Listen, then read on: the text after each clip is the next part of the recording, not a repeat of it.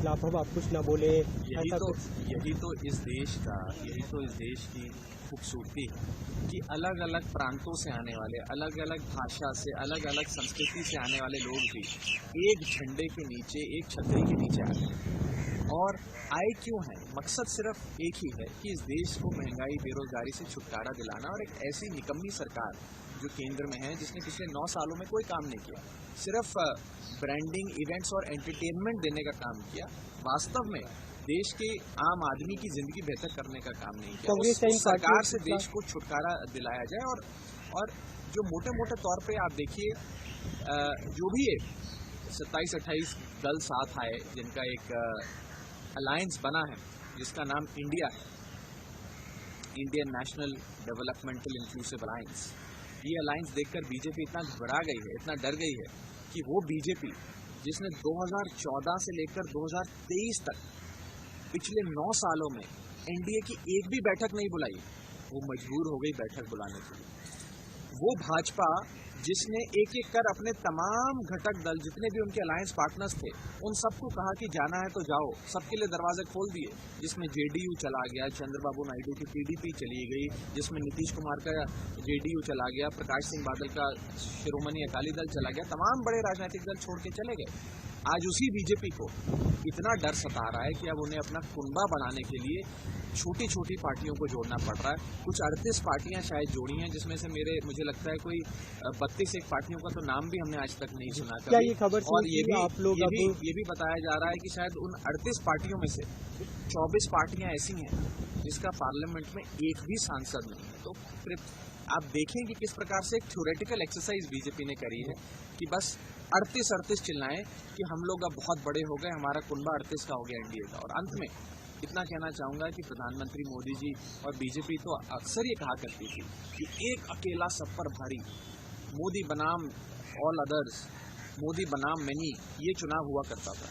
आज बीजेपी ये नहीं कह रही एक अकेला सब पर भारी। आज उन्हें भी अपने अलायंस पार्टनर्स की, घटक दल की जरूरत पड़ गई। अब ये चुनाव एनडीए वर्सेस इंडिया हो गया, इंडिया वर्सेस एनडीए हो गया।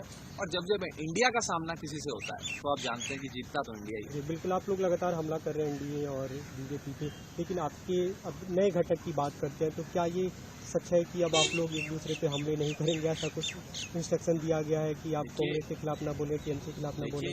राजनीतिक मतभेद या वैचारिक मतभेद तो अक्सर एक परिवार के भीतर होते हैं, लेकिन अब वो नहीं सामने आएगा, ये आप कह रहे हैं। एक परिवार के भीतर भी होते हैं। पर मुझे लगता है कि जो मेन मुद्दे हैं इस देश के, महंगाई कैसे दूर करनी है, बेरोजगारी कैसे दूर करनी है, उन सारे मुद्दों पे साथ में आएंगे लोग तो जरूर इस देश की बढ़ोतरी होगी। और आप याद करें 70 का दशक, मैं अक्सर इस बात को कहता हूं कि जब इस देश में इमरजेंसी लागू हुई थी और उस समय की बड़ी शक्तिशाली सरकार थी, मिसेस इंदिरा गांधी की, उस सरकार को हटाने के लिए पूरी देश की आवाम इकट्ठा हुई थी और एक एक राजनीतिक दल, जनसंघ के साथी जुड़ गए कम्युनिस्ट के साथ, कम्युनिस्ट जुड़ गए सोशलिस्ट के साथ, और एक छतरी जनसंघ जनता पार्टी की बनी जिसके तहत वो सब एक साथ आए। बिल्कुल, अभी भी एक छतरी दिख रही है और कल मिसेस गांधी को हार का सामना करना पड़ा था। तो मैं आज 1970 के दशक का जो हमने राजनीतिक पूरा प्रकरण देखा, उससे एक पैरेलल ड्रॉ करते हुए आज आपको 2024 के लोकसभा चुनाव का एनालिसिस करने के लिए जरूर आवाज। कल हमने देखा वहाँ पे कांग्रेस के ट्विटर हैंडल से अरविंद केजरीवाल के वीडियो शेयर हुए, तो अब इस पे सहमति है कि आप लोग एक दूसरे के खिलाफ ना बोलेंगे, बयानबाजी नहीं होगी? मैं कई बार आपके सवाल का जवाब दे चुका हूँ, जो आप लेकिन आप जवाब नहीं दे पा रहे हैं ना। हाँ, कोई बात नहीं, मैं जवाब देना मेरा काम है, सवाल पूछना आपका काम है। जैसा कि मैं कह रहा हूँ, वैचारिक मतभेद और राजनीतिक मतभेद चलते रहते हैं, हो सकता है आगे भी चलेंगे, लेकिन जो गूढ़ बात वो है कि देश को महंगाई, बेरोजगारी से कैसे छुटकारा दिलाना है, देश की उन्नति कैसे हो, सोशल वेलफेयर स्कीम्स कैसे लाई जाएं, इन सब पर अगर एक समानता से, एक ह्यूमैनिटी से एक राय बनती है सबकी, तो इससे बेहतर इस देश के लिए कुछ नहीं। बिल्कुल, क्या जो नाम है उसे लेकर मतलब खबरें आ रही हैं कि कैसे उस पर सहमति बनी? नाम का प्रस्ताव किसे गया? डेवलपमेंटल होना चाहिए, डेमोक्रेटिक होना चाहिए, ये सब? आपको नाम कैसा लगा? नाम तो मतलब अच्छा लगा? मैं अच्छा बुरा कैसे कह सकता हूँ? आप लोग को अपनी आपको अच्छा लगा कि नहीं लेकर जाना है, आप बताइए इसका स्वरूप कैसे सामने आया, किसने क्या सुधारा? क्रेडिट लेने की लड़ाई नहीं है कि किसने प्रस्ताव दिया, किसने सेकंड किया। मैं उस विषय पर ना जाते हुए ये कहूँगा कि बेहतरीन नाम है और इसमें देश का हर एक नागरिक समाता है और इससे बेहतर नाम शायद हो नहीं सकता था।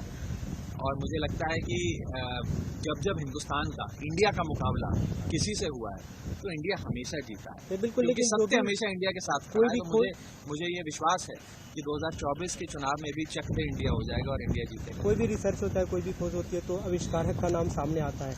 हम वो आपसे जानना चाहते हैं कि किसने सुझाया, क्या कहाँ से निकल कर आया? मैं कतई भी इस क्रेडिट वॉर में नहीं पढ़ना चाहूँगा। मुझे लगता है कि अब एक प्लेटफॉर्म पे साथ आए हैं, जिसने नाम दिया है, जिसने उसको सेकंड किया, सबकी सहमति से तय हुआ और बेहतरीन नाम है। और इस नाम से बीजेपी घबराई हुई है, डरी हुई है।